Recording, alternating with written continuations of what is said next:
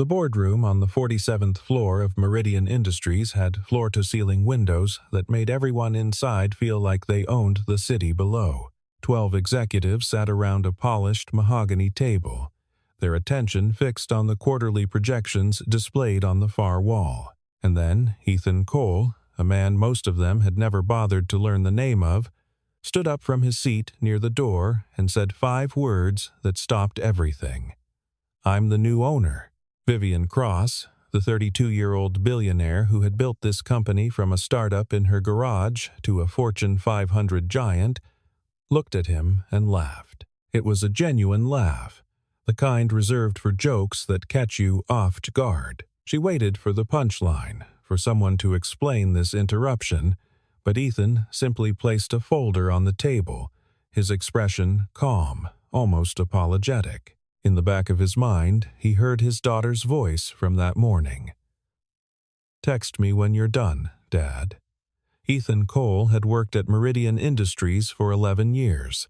He arrived each morning at 7:45, parked in the same spot on the 3rd level of the parking garage, and took the service elevator to avoid the crowds in the main lobby. His badge identified him as a senior systems analyst in the infrastructure division, a department so essential to daily operations that most executives forgot it existed entirely. He liked it that way. Invisibility had become comfortable, like an old coat that fit just right. He was 44 years old, with the kind of face that people forgot moments after meeting him. Brown hair going gray at the temples. Average height, average build. He wore the same rotation of 3 suits, all purchased from the same department store, all in shades of gray or navy that never drew attention. In meetings, he sat near the back. When he spoke, which was rare, he kept his observations brief and factual. He had learned long ago that corporations rewarded visibility, and he had chosen to opt out of that particular game. His colleagues respected his work without respecting him personally. They forwarded him problems they couldn't solve and expected solutions by morning. He delivered consistently without complaint.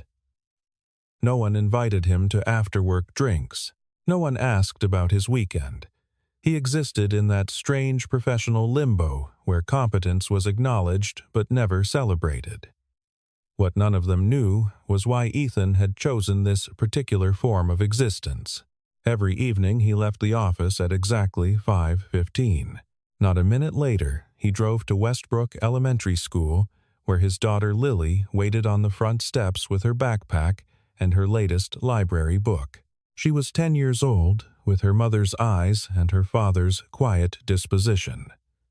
3 years ago, her mother had lost a battle with cancer that had lasted 18 months. Ethan had promised himself on the day of the funeral that Lily would never feel abandoned. That promise shaped every decision he made. Their evenings followed a sacred rhythm.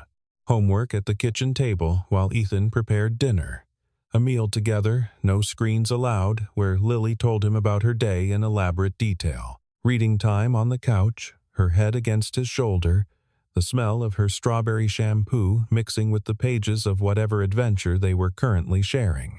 Bedtime at 8:30, with a routine that included 3 specific stuffed animals arranged in a precise formation. These hours were not negotiable. They were the architecture of a life rebuilt from grief. Vivian Cross operated in an entirely different universe. She had founded Meridian at 23 with a software platform that revolutionized supply chain management. By 28, she had taken the company public. By 30, she had become the youngest female billionaire in the technology sector. Magazine covers, TED Talks, a penthouse apartment that overlooked Central Park. She had earned every bit of it through relentless work, strategic brilliance, and an unwillingness to accept any answer except the one she wanted. She was beautiful in a sharp, deliberate way. Dark hair always pulled back, tailored suits that cost more than most people's monthly salaries, eyes that could make a seasoned executive stammer mid-sentence. She inspired admiration and fear in equal measure, and she had learned to use both as tools. In her world, Sentiment was weakness. Results were everything. She had sacrificed relationships, friendships, and any semblance of normal life to build what she had built. She did not regret these choices. She did not have time for regret. Ethan and Vivian had crossed paths perhaps a dozen times in 11 years, always in passing, always without recognition on her part. He was one of the thousands who made her empire function. She was the name on the building, the face on the annual report, the voice that set the direction for everything. They existed in the same physical space, but inhabited completely different realities until today. The laughter that erupted after Ethan's announcement rippled around the table like a wave. Board members exchanged amused glances. Gerald Morrison, the chief financial officer, leaned back in his leather chair with a smirk that suggested he had seen every kind of corporate stunt and found this one particularly pathetic. Sandra Chen, the head of legal, reached for her phone, already composing a mental memo about security protocols. Vivian allowed the laughter to continue for several seconds before raising her hand to restore order. She was still smiling, though the smile had taken on a patronizing edge. "I appreciate the entertainment," she said, her voice carrying the effortless authority of someone who had never been seriously challenged. "But we have actual business to discuss.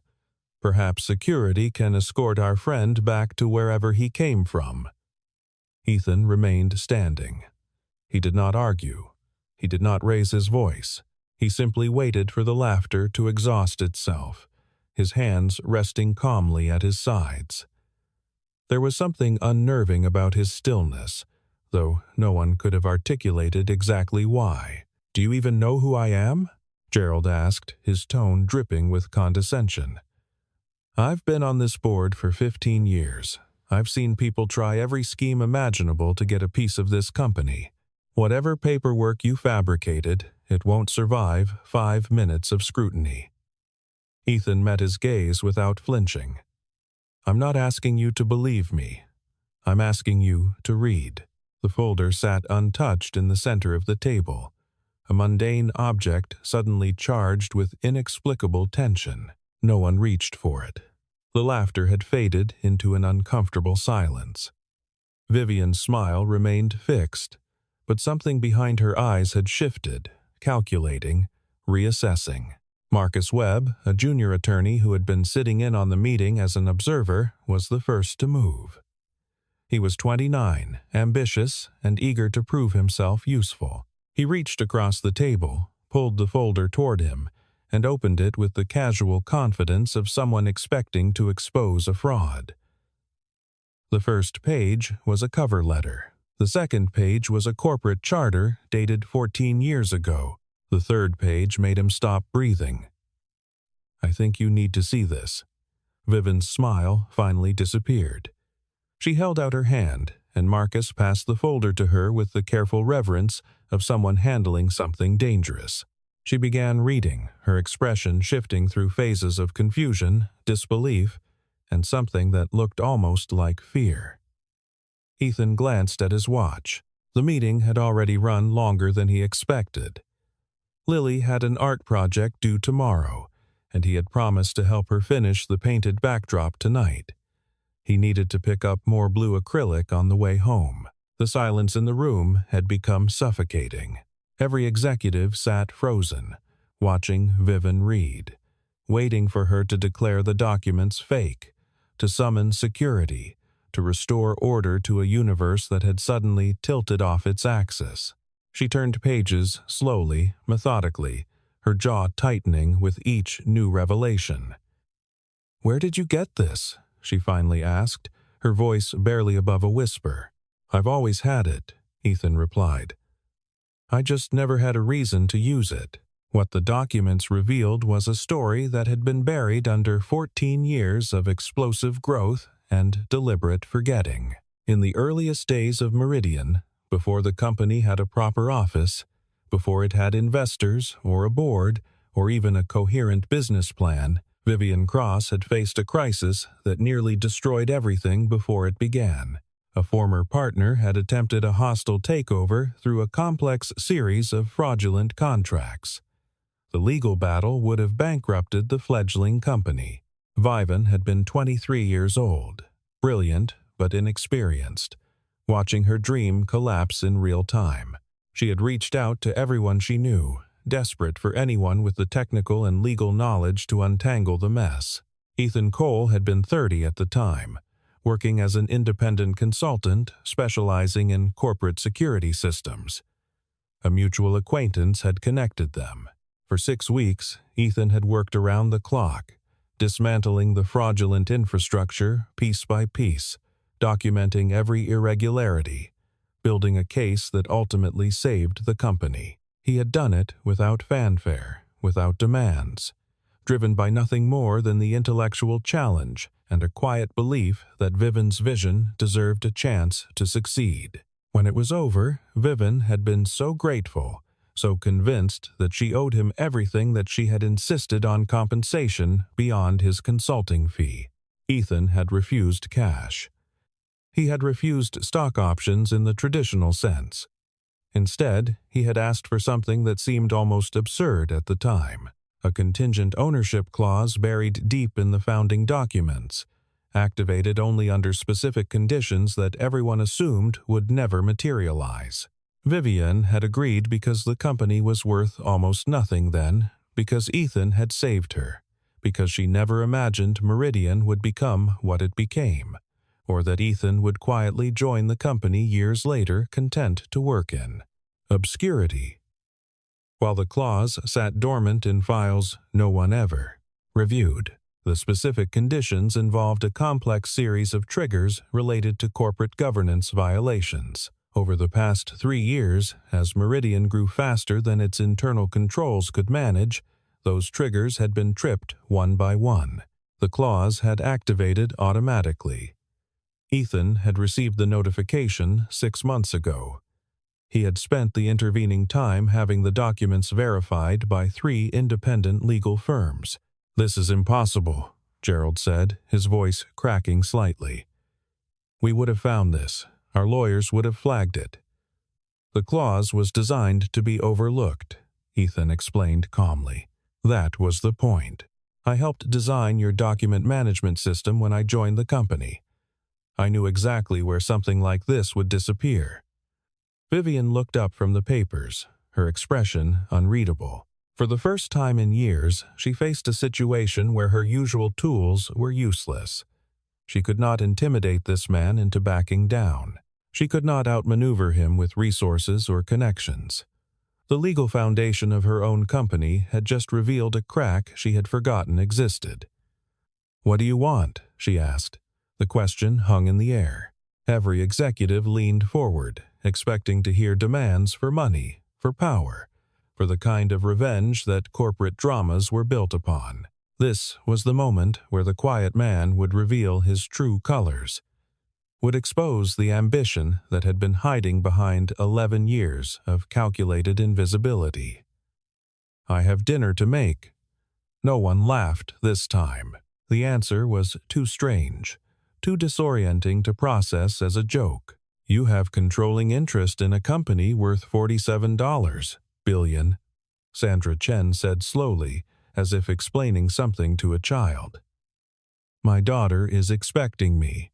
Vivian studied him with the intensity she usually reserved for acquisition targets.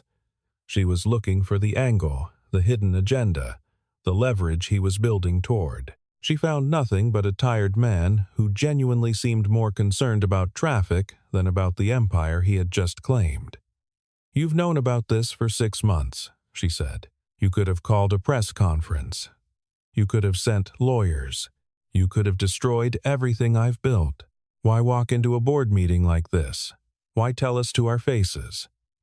"Because destroying things was never the point," Ethan replied. "I didn't activate this clause. The company's own problems did. I'm just the person who noticed." For the first time in as long as anyone could remember, Vivian Cross did not have a response prepared. She had built her entire identity around control, around always being 3 moves ahead. Now she sat in her own boardroom, facing a man who held power over her and seemed genuinely uninterested in using it. "We need to talk," she said, finally privately. The conference room on the 45th floor was smaller than the main boardroom, designed for sensitive negotiations rather than ceremonial displays of power. Vivian dismissed her assistant, closed the door herself, and sat down across from Ethan at a table that could seat 8 but held only 2. "No lawyers," she said. "No witnesses. Just tell me what this is really about." Ethan settled into his chair with the careful movements of someone whose body remembered years of long hours at a desk. "You want a motive that makes sense to you, something you can negotiate against. I'm sorry to disappoint you. Everyone wants something. Everyone wants many things. The question is what we're willing to sacrifice to get them." He paused, choosing his words carefully. 14 years ago, I helped you because the problem was interesting and because you seemed like someone worth helping. I didn't expect anything in return. You insisted on the clause. I accepted it because refusing would have hurt your pride." Vivan's expression flickered with something that might have been recognition. She had been so young then, so desperate, so convinced that gratitude required grand gestures. Then why activate it now? Why come forward at all? "Because the company is breaking," Ethan said simply. "The governance problems that triggered the clause aren't abstract legal technicalities. They're symptoms of a culture that stopped paying attention to the things that matter. I've watched it happen from the inside for 11 years. Good people leaving because they're not valued. Bad decisions made because no one feels safe disagreeing with leadership. The same problems that almost destroyed you in the beginning are growing back, just wearing nicer suits." Vivan wanted to argue, to defend the empire she had built. But something in Ethan's voice stopped her. He wasn't attacking, he wasn't accusing. He was simply describing what he had observed with the detached precision of someone who had spent a career analyzing systems. "You could have sent a memo," she said, her voice softer. "Now I've sent 12 over 3 years. They disappeared into the same document management system I designed." The admission struck Vivian harder than she expected.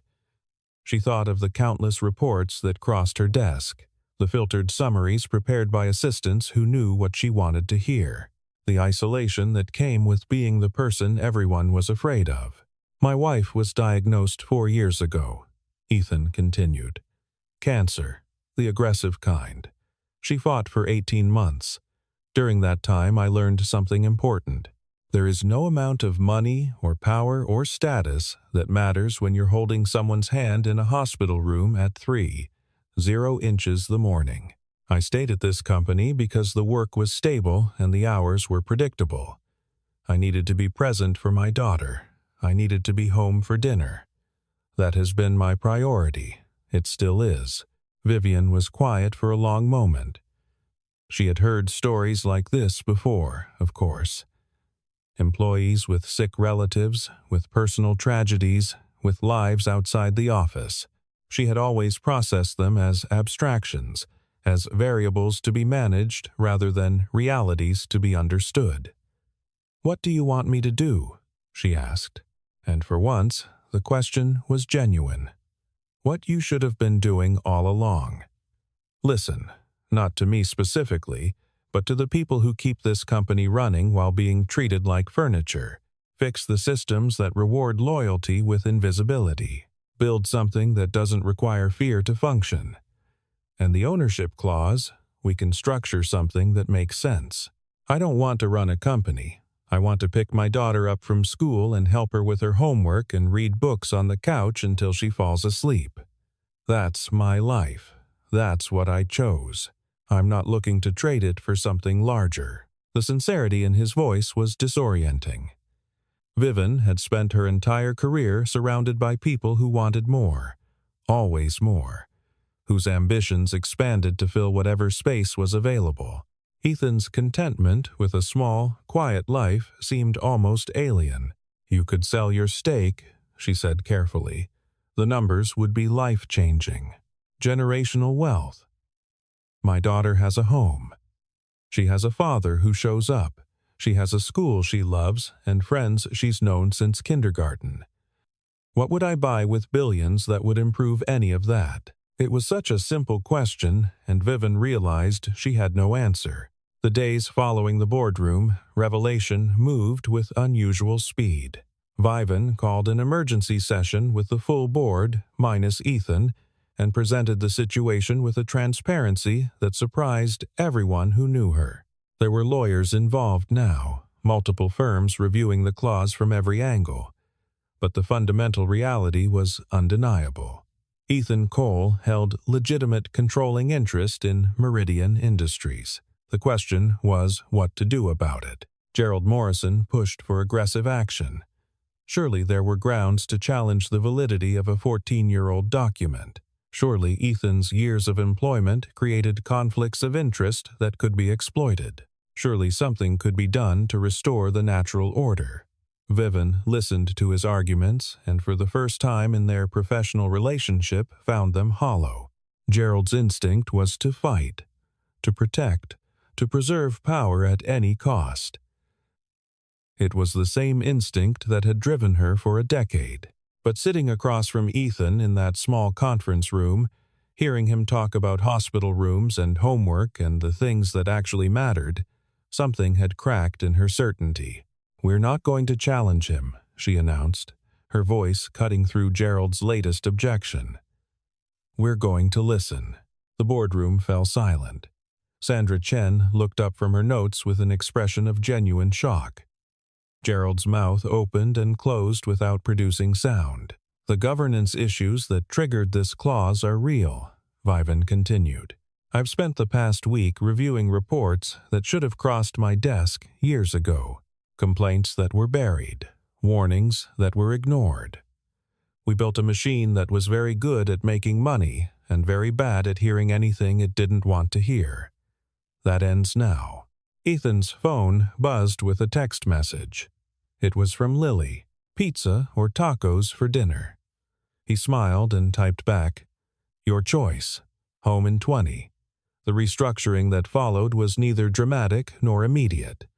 It happened in increments. Through policy changes and cultural shifts that would take months to fully implement, Vivian established new channels for employee feedback that bypassed the filters of middle management. She created an independent ethics review board with actual authority. She began holding monthly town halls where any employee could ask questions directly with answers given in real time rather than crafted by public relations teams. The executives who had laughed in the boardroom watched these changes with varying degrees of anxiety. Some adapted, recognizing that the wind had shifted. Others resisted, convinced that this was a temporary phase that would pass once Vivian regained her senses. A few quietly updated their resumes. Ethan maintained his position in the infrastructure division. He declined every offer to join leadership meetings, to sit on committees, to transform his accidental power into intentional influence. His only stipulation was that he be allowed to continue leaving at 5:15 every day, a condition that Vivian not only accepted but began to envy. Their private conversations became a regular occurrence, not scheduled meetings, but informal exchanges that happened when their paths crossed in hallways or elevators. Vivian found herself seeking his perspective on decisions she would have made unilaterally before. Not because he had power over her, but because his way of seeing things illuminated blind spots she hadn't known she had. "How do you know when you're making the right choice?" she asked him once, standing by the window of her office, as the city lights flickered on below. "You don't," Ethan replied. "You make the choice you can live with, and then you live with it. The rest is just hoping." It wasn't wisdom in the traditional sense. It wasn't strategic, but it was true in a way that Vivian's MBA and her years of executive experience had never taught her. The night Vivian addressed the full company about the ownership situation, she did something unprecedented. She admitted she had been wrong. Not about Ethan specifically, but about the culture she had allowed to develop. The culture that treated people as resources rather than partners. The culture that rewarded performance while ignoring humanity. The culture that had driven away talent and buried problems and built walls between leadership and everyone else. I failed to see someone who had been in front of me for 11 years, she said to the assembled employees, her voice steady but stripped of its usual armor. I failed to hear concerns that were raised through proper channels. I failed to create an environment where people felt safe telling me what I needed to hear rather than what I wanted to hear. Those failures are mine, and I'm committed to correcting them. The applause that followed was hesitant at first, uncertain, as if the employees suspected a trap. But Vivan didn't follow the apology with a pivot to business as usual. She didn't use the moment to launch a new initiative or rebrand the company's image. She simply acknowledged what had been broken and promised to do better. Ethan watched from the back of the room near the exit, already calculating how long it would take to get home. Lily had a science project due Friday, and they needed to finish the volcano model tonight. But something made him pause, made him stay for Vivan's entire speech. Perhaps it was the recognition that change when it actually happened was worth witnessing. Afterward, several colleagues approached him with questions he didn't know how to answer. What was it like to own the company? What did he plan to do with his power? Was this all part of some elaborate long game? He deflected with the same patience he used with Lily when she asked questions about things too complicated for simple answers. The formal restructuring of ownership took 3 months to finalize. Ethan retained a significant stake but transferred operational control back to existing leadership through a trust structure that satisfied both legal requirements and his personal desire to remain uninvolved. He negotiated certain protections for employee welfare into the company's bylaws, changes that would survive regardless of who led Meridian in the future. Then he returned to his desk in the infrastructure division and resumed his normal routine. The board meeting that officially announced these changes was Ethan's last appearance in the executive suite. He signed the necessary documents, shook hands with people who had once dismissed him as furniture, and walked to the elevator without looking back. Vivan caught up with him before the doors closed. "I never thanked you," she said. "Not just for back then, for saving the company when it was nothing.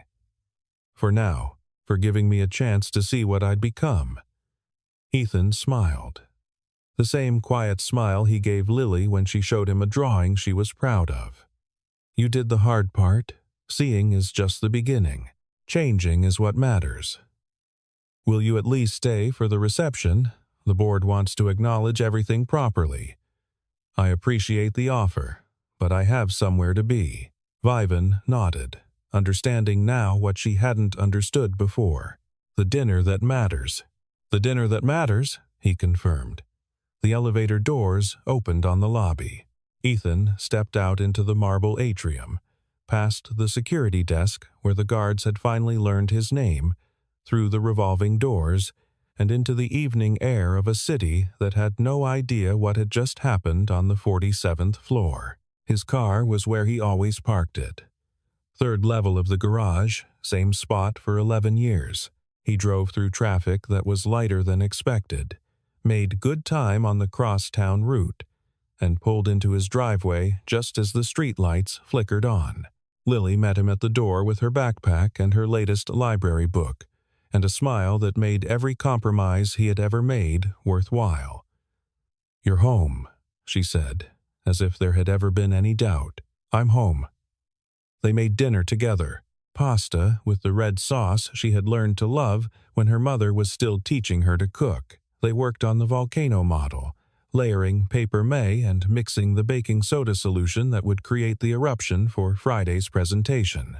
They read together on the couch a chapter about a girl who discovered a secret world behind her grandmother's garden until Lily's eyes grew heavy and her head found its familiar place against his shoulder. Ethan carried her to bed, arranged the 3 stuffed animals in their precise formation, and kissed her forehead in the dark. "Dad," she murmured, already half asleep. "Yeah, was your meeting important today?" He thought about the boardroom and the billions and the look on Vivian Cross's face when her empire shifted beneath her feet. "Not as important as this," he said. She was asleep before he finished the sentence. Vivian stayed late at the office that night, as she had most nights for the past decade.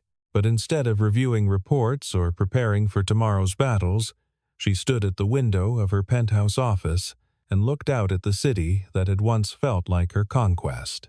The lights below represented millions of lives she had never considered. Families having dinner, parents helping with homework, people choosing small, quiet moments over grand ambitions. She had always pied that kind of existence, had always believed that settling for less was a failure of vision or courage. Now she wondered if she had been measuring the wrong things entirely. Her phone buzzed with messages from board members and journalists and investors, all wanting to discuss the ownership announcement, all demanding attention she no longer felt compelled to give. She silenced the notifications and continued staring at the lights. Somewhere out there, Ethan Cole was putting his daughter to bed, closing a chapter in a book about secret gardens, returning to a life that had never needed her company to be complete. He had held power over everything she had built, and he had chosen to walk away because dinner with a 10-year-old mattered more. Vivian didn't know if she envied him or admired him or simply failed to understand him, perhaps all three. But she knew with a certainty that surprised her that something in her had permanently changed. She would never be the person Ethan was. She had made different choices, sacrificed different things, built her identity around achievements that required constant motion to maintain. But she could be better than she had been. She could listen more and dictate less. She could remember that the people who worked for her were people, not resources. She could build something that didn't require fear to function. It would not be easy, it would not be natural, but it was the choice she could live with. The city lights continued to flicker below, indifferent to the woman watching them. In the morning, there would be more meetings, more decisions, more battles to fight. But tonight, for the first time in as long as she could remember, Vivian Cross allowed herself to simply stand still. In his small house in the suburbs, Ethan Cole finished the dishes, checked that the doors were locked, and settled into the armchair where he had once sat with his wife, watching television shows neither of them really cared about, content just to be together at the end of another ordinary day. The chair was too big for one person. It had always been too big, but he had kept it because getting rid of it felt like getting rid of the life it represented. He thought about the boardroom, about the laughter that had turned to silence, about Vivian's face when she realized her empire had a foundation she had forgotten. He thought about the billions he had signed away, the power he had held and released, the future he could have built if he had wanted to build it. None of it troubled him. The choice had been obvious from the moment Lily was born, from the moment he understood that fatherhood was not a role you performed, but a life you lived every day in small moments that accumulated into something larger than any achievement. He had never wanted to own a company. He had wanted to be present when his daughter showed him her art projects. He had wanted to be home for dinner. He had wanted to read books on the couch until she fell asleep and carry her to bed and kiss her forehead in the dark. These were not compromises. They were not failures of ambition. They were the things that mattered, the things that would remain when everything else faded away. Tomorrow, he would return to work. He would sit at his desk in the infrastructure division and solve problems that no one would thank him for solving. He would leave at 5:15 and pick up Lily from school and ask about her day and make dinner and do it all again. The routine that had once felt like a retreat from the world now felt like exactly the life he had chosen. Outside, the night was quiet. Inside, a father sat alone with his thoughts, grateful for everything he had and content with everything he had given up, not because he didn't understand what power could buy, but because he understood what it couldn't. And that understanding, hard won through grief and love and the daily practice of showing up, was worth more than any signature on any document in any boardroom anywhere. The volcano model sat drying on the kitchen counter, ready for Friday's presentation. 3 stuffed animals guarded a sleeping girl in a room down the hall. A house held its breath in the ordinary darkness of an ordinary night. This was the life Ethan Cole had chosen, and he would choose it again tomorrow and the day after and every day until choosing was no longer necessary. Because some victories don't require an audience, some power doesn't need to be used, and some men find their purpose not in the heights they climb, but in the ground where they choose to.